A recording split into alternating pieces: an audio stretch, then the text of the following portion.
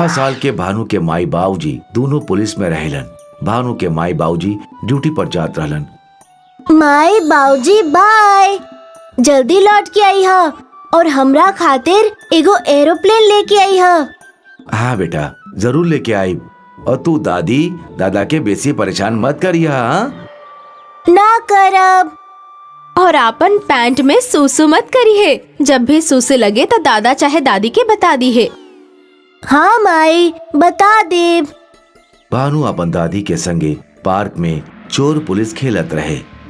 भानु झाड़ी में छुपल रहेला और ओकर दादी ओजा पहुंच जाइली। पकड़ लेनी हम भानु के पकड़ लेनी। दादी, ई बार रवा चोर बनी और हम पुलिस बनब। रवा छुप जाए और हम रवा के ढूंढ लेब। ठीक बा, बड़ा होखला के बाद का बने चाहेला? हम बड़ा होखला के बाद माई बाबूजी जैसन पुलिस वाला बने चाहेनी। कुछ समय के बाद भानु के माई बाबूजी वापस आ गइलन। ये हुर्रे, माँ बाबूजी आ गइले। बाबूजी, रवा हमरा खातिर एरोप्लेन लेके आइल बानी। हाँ बेटा, ई हा तोहार एरोप्लेन। माँ, ई सूसू तो ना कैलस। भानु अपन दादा के संगे पार्क में घूमे जायला। ओकर दादा ओकरा के लंबाई बढ़ाए वाला झूला पर अटका देवेलन। देखा, यदि तोरा भी अपन माई बाबूजी के तरह पुलिस में जाए के बा त रोज ऐसे ही लटकल करा, समझला। एक दिन भानु के माई बाबूजी के कार दुर्घटना हो गई और वो दोनों मर गईले। अब भानु के दादा दादी ओकर परवरिश करेलन। भानु अब 18 साल के हो गईला, तब पुलिस में जाए के तैयारी शुरू कर देवेला। सवेरे 4 बजे उठ के ही वो दौड़े जाएला। लंबा कूद, ऊंचा कूद, इस सब के वो बहुत प्रैक्टिस करेला। एक दिन भानु हैकिंग करे खातिर पहाड़ पर जाएला। वह बखत ओकर पैर में एगो सांप काट लेवेला। भानु तुरंत चाकू निकाल के सांप के काटल जगह पर तुरंत चाकू से एगो कट लगा देवेला और ओकरा बाद वो अपन छट फाड़ के अपन पैर पे जगह जगह पर गिट्ठा बांध देवेला ताकि सांप के विष निकल जाए और वो पूरा शरीर में ना फैले। बाकी खून ज्यादा बह जाए की वजह से भानु एजा बेहोश हो जाला। जब ओकरा के होश आवेला तो खुद के अपन दादा दादी के पास हॉस्पिटल में पावेला। अरे दादी, हम हॉस्पिटल तक कैसे आईनी? बेटा, 2 लोग तोहके यहाँ लेके अइले। तू 3 दिन से बेहोश पड़ल बाड़ा और तोहरा के खून के कितना बोतल चढ़ा चुकल बाड़े। आज तोहार फिजिकल टेस्ट रहल, लेकिन तोहार वजन खून ज्यादा निकले के वजह से कम हो गए रहे। कल तोहार यहाँ से छुट्टी हो जाई। मजबूरी में भानु एगो सिक्योरिटी गार्ड के नौकरी करे लागेला। कुछ दिनों के बाद भानु के दादाजी की मौत हो जाएला। बेटा, हम बीमार रहेनी और तू ड्यूटी पे चल जाएला। यहाँ ना तक केहू खाना बनावे वाला बा और ना ही हमार ध्यान रखे वाला। तू शादी कर ला, घर में लेके आई त कम से कम काम में हाथ बटा दी ही। एक दिन भानु और ओकर दादी एगो लड़की के देखे जाइले। बेटा, तू कहाँ तक पढ़ ले बाड़ू? जी, हम बीए कैले बानी। बेटा भानु, का तोहरा के लड़की पसंद बिया? हाँ दादी जी।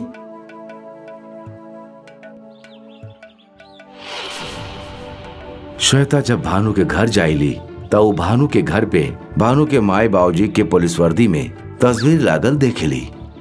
जब तोहार माँ बाबूजी दोनों पुलिस में रहले तो फिर तू पुलिस में जाए के तैयारी काहे ना कैला? भानु के फिर अपन सारा कहानी सुनावेला कि कैसन बिल्कुल अंतिम समय पर कि ओकर किस्मत ओकर साथ ना दिलस। हमार दादा दादी और माई बाबूजी के यह सपना रहल कि हम पुलिस में जाए। बाकी ईश्वर के मर्जी के खिलाफ इंसान का कर सकेला। हम तोहार मम्मी पापा के सपना पूरा करब। हम पुलिस में जाए के तैयारी करब और तू हमार तैयारी करवैहा। अगला दिन से भानु श्वेता के तैयारी कराए में जुट जाएला। वो दोनों रोजाना 10 किलोमीटर तक दौड़े लें। भानु श्वेता के लंबा कूद, ऊंचा कूद सब कुछ सिखा देवेले। श्वेता पुलिस के रिटर्न टेस्ट पास कर लेवेली।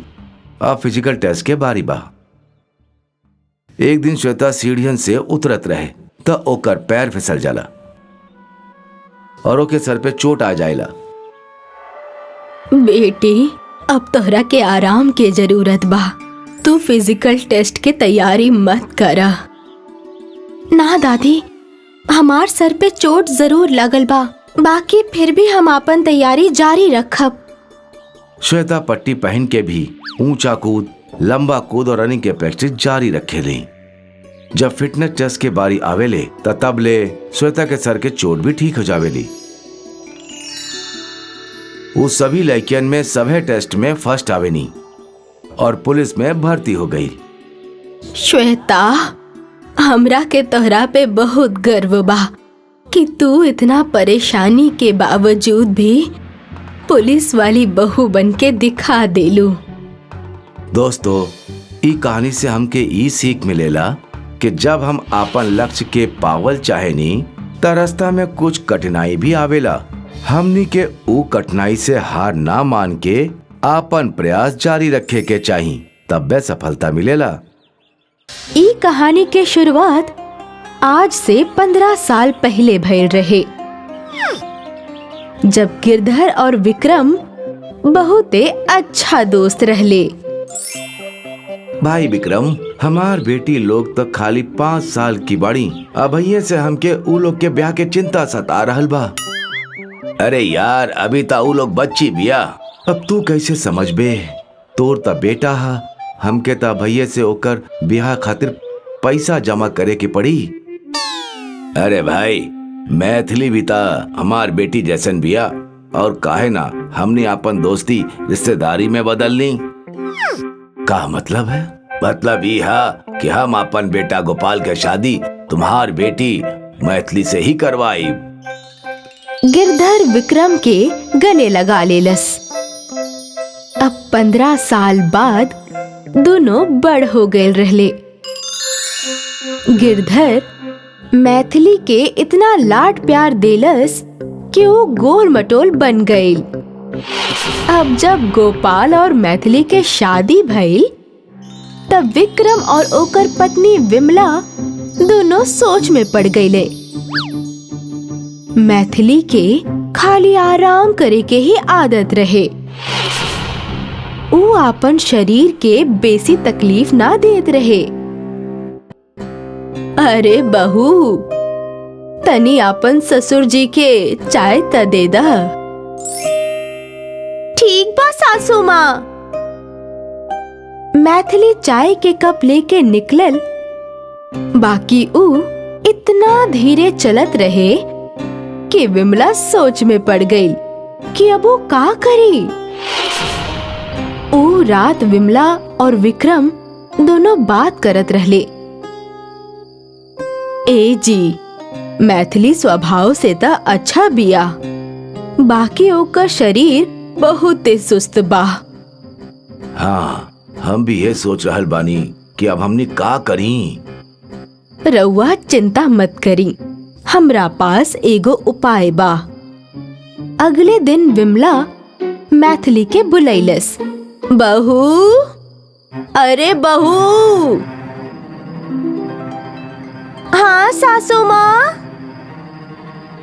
हमनी के घर के एगो परंपरा बा कि हमनी के घर के बहू शादी के बाद 6 महीना तक गांव के मंदिर के परिक्रमा करेली।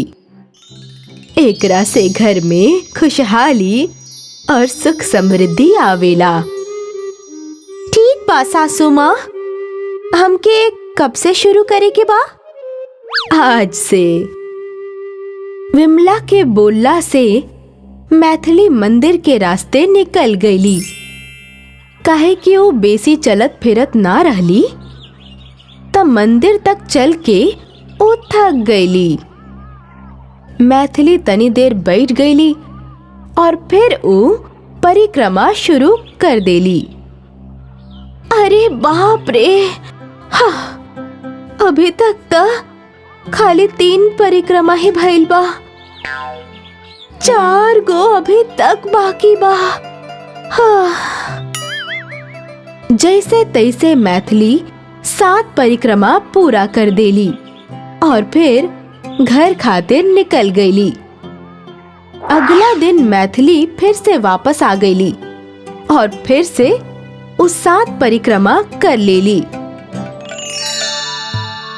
कुछ दिन के बाद मैथिली बिना हाफे मंदिर तक आए लगली और परिक्रमा भी करे लगली। ये देख के विक्रम और विमला बहुत ही खुश रहले। 2 महीना में ही मैथिली के वजन घटे लागल रहे। अब वो पहले के जैसन सुस्त ना रहली। बहू, तनी हमार चश्मा लेके आवा। ए ली बाऊजी। अरे वाह, आज इतना फुर्ती से। मैथिली के आपन बदलत व्यवहार बहुत अच्छा लागत रहे। मैथिली मंदिर के परिक्रमा फिर भी जारी रखलस और 6 महीना के बाद मैथिली के काया ही बदल गए रहे। अब वो गोल मटोल ना रहे, वो एगो बहुत सुंदर औरत बन गई रहे। मैथिली के ऐसन देख के गिरधर भी हैरान रहे। वो विमला से पूछलस, समधन जी, रउआ त जादू ही कर देनी, बाकी ई सब भइल कैसे? ये सब त हमनी के गांव के मंदिर में बसे वाली देवी के कृपा बा। जय हो देवी मैया के। जय हो देवी मैया के। मैथिली के जिंदगी बदल गई, काहे कि ओकर वजन घट गई और ई संभव भइल काहे कि मैथिली चले लागल। बाकी ई सब के श्रेय विमला के जायला, जौन बहुते होशियारी से आपन बहू के गोल मटोल से सुंदर बना देलस। ई कहानी से हमने ई सीखनी कि जरूरत से बेसी वजन हानिकारक होखेला और उ हमनी के शरीर के सुस्त और ढीला बना देवेला।